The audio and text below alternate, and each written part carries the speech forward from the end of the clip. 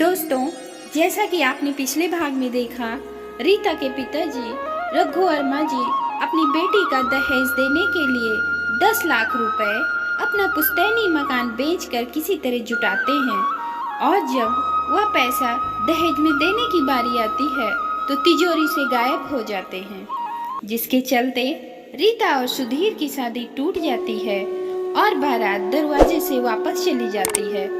यह सदमा रीता के पिताजी रघु वर्मा जी बर्दाश्त नहीं कर पाते हैं और उनको फालिस का अटैक मार जाता है, जिसमें उनका बायां अंग बेकार हो जाता है।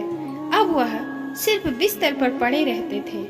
अब इसके आगे रीता अपने पिताजी को इस हालत में देखकर बहुत दुखी हो जाती है और वह हर तरह से अपने पिताजी को समझाती है। बाबूजी, जो कुछ भी हुआ उसे भूल जाइए। मुझे शादी ब्याह नहीं करना। मैं फिर से नौकरी करूंगी, आपका अच्छे से अच्छा इलाज कराऊंगी, जिंदगी भर आपकी सेवा करती रहूंगी। मुझे और कुछ नहीं चाहिए। बस आप जल्दी से अच्छे हो जाइए बाबूजी, जल्दी से अच्छे हो जाइए।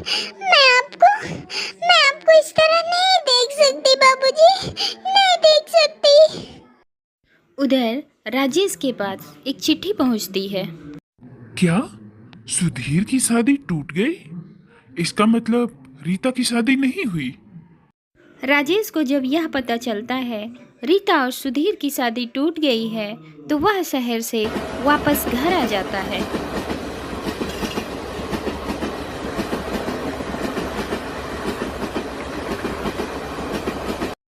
इधर कमला का भाई मंगल कुछ ढूंढ रहा था।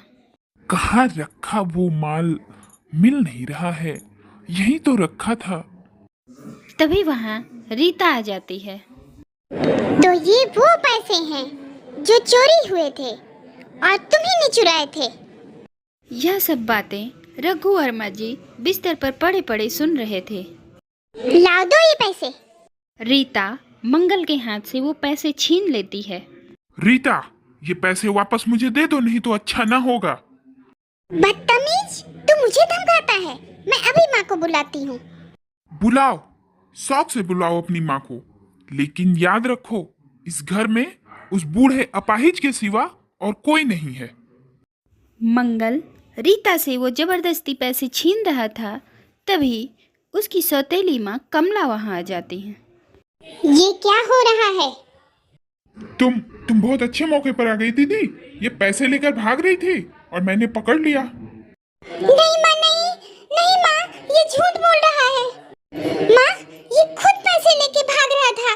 मैंने इसे रोका है, फिर इसने मुझे। माँ, इस नीच को घर से निकाल दो इसे घर से। वाह वाह वाह, उल्टा चोर कोतवाल को डांटे। भला मैं दीदी के पैसे क्यों निकालता? दीदी और मैं दो हैं क्या? रीता, लाओ पैसे मुझे दो, ये रुपए मेरे हैं। ऐसा कह के कमला रीता के हाथों से वो 10 लाख रुपए छीन लेती है। माँ, तो क्या तुम्ही ने बाबूजी की अलमारी से पैसे निकाले थे? ये घर का रुपया है और इस पर मेरा पूरा अधिकार है।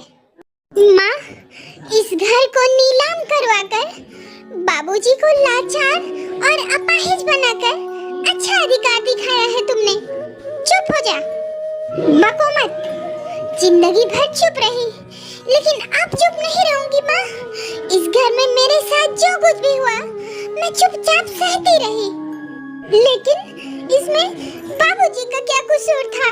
वो लोगों के सामने रोए, गिड़गिड़ाए, हाथ फैला फैला कर भीख मांगी और तुम खड़ी तमाशा देखती रही। रीता, कैसी पत्नी हो माँ? तुम कैसी पत्नी हो जिसने अपने ही घर में अपनी बेटी, अपने पति की चोरी की? तभी गुस्से में आकर कमला देवी रीता के ऊपर हाथ उठा देती हैं। रीता, जो मुंह में आ रहा बत्ती चली जा रही है, चुप हो जा। इस घर में अगर रहना है तो जैसे मैं कहूँ वैसे ही रहना होगा, नहीं तो निकल जा इस घर से। चल, मैं कहती हूँ निकल जा यहाँ से। कमला देवी रीता को धक्के मारकर वहाँ से निकाल देती हैं अब रीता दौड़ी दौड़ी अपने बाबूजी के कमरे में जाती है। बाबूजी, बाबूजी, सुन लिया आपने? अब अपना ही घर मेरे लिए पराया हो गया है, जहाँ जहाँ मेरी इज्जत का भी कोई ठिकाना नहीं। अब मैं यहाँ नहीं रह सकती, नहीं रह सकती मैं यहाँ। रीता की ये बातें सुनकर रघुनाथ जी रोने लगते हैं, पर वह कुछ बोल नहीं सकते। बस बिस्तर पर पड़े पड़े सब कुछ चुपचाप सुनते रहते हैं, सहते रहते हैं। लेकिन बाबूजी, मेरे जाने के बाद आपकी देखभाल कौन करेगा? नहीं नहीं नहीं नहीं, मैं आपको अकेला नहीं छोड़ सकती। ये लोग आपको मार डालेंगे आपको बाबूजी। मैं आपको अकेला छोड़कर नहीं जा सकती, नहीं जा सकती। रीता अपने लाचार बाबूजी के गले लगकर फूट फूट कर रोती है। उधर राजेश अपने घर वापस आ जाता है। सुधीर की शादी कैसे टूट गई माँ?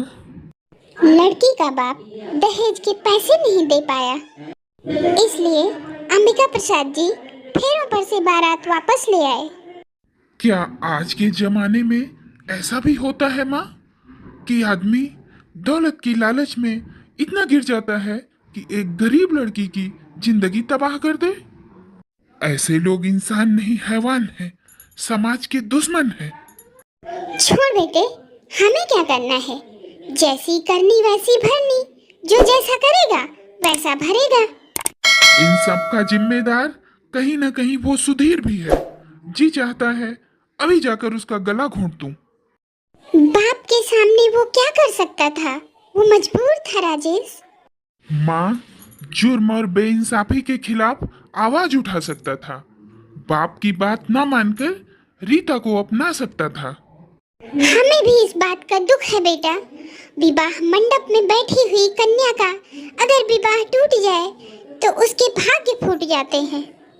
कौन शरीफ और इज्जतदार आदमी अपनाएगा उसे? मैं अपनाऊंगा माँ। क्या? ये तुम क्या कह रहे हो राजेश?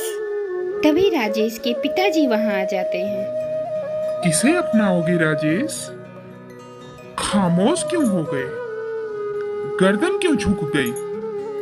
वैसे समाज में दीन दुखी और विधवा नारियों के लिए आश्रमों की कमी नहीं है। वो दीन दुखी नहीं है पिताजी, अनाथ नहीं है और विधवा भी नहीं है। वो एक पढ़ी लिखी और समझदार लड़की है, हो सकती है, लेकिन जिसके साथ हमदर्दी हो, तुम जिसकी वकालत कर रहे हो, उसे मेरे घर ले आना ये जरूरी नहीं है। ये बहुत जरूरी है पिताजी। अगर रीता के पिताजी ने सुधीर के साथ उसके ब्याह का सौदा नहीं कर दिया होता तो आज आपके घर की बहू होती। दूसरों के घर का निकम्मा साबित हुआ माल मेरे घर का शोभा बन के आता। कौन लाता? तू, मेरी मर्जी के खिलाफ। पिताजी, आप भी मान जाएंगे जब उसे देखेंगे। नहीं, हरगिज नहीं। हम तुम्हारी शादी तय कर चुके हैं और अब यह रिश्ता तोड़ा नहीं जा सकता। राजेश, तुम हमसे नाता तोड़कर ही उस लड़की से नाता जोड़ सकते हो। अगर नौबत यहाँ तक पहुँच गई है तो मुझे ये भी मंजूर है। राजेश, ये तू क्या कह रहा है बेटे? मैं बिल्कुल ठीक कह रहा हूँ माँ। अगर मेरे दिल की पुकार, मेरी तमन्नाएं, मेरे इरादों से इस घर को कोई हमदर्दी नहीं, फिर ये घर मेरा नहीं, आपका है। बेशक मेरा है। ये घर मैंने अपने खून पसीने से सींचा है। ये धन दौलत, इज्जत, शोहरत, जमीन जायदाद सब मैंने अपने खून पसीने से पैदा किया है। मैं इन सबको एक नालायक बेटे पर कुर्बान नहीं कर सकता। अब इस घर में वही होगा जो मैं कहूंगा, मैं चाहूंगा। अगर आपने अपनी जिंदगी खुद बनाई है तो आपका खून भी इतना गैर गुजरा नहीं है जो जिंदगी में कुछ न कर सके। राजेश, आखिरी बार सुन लो।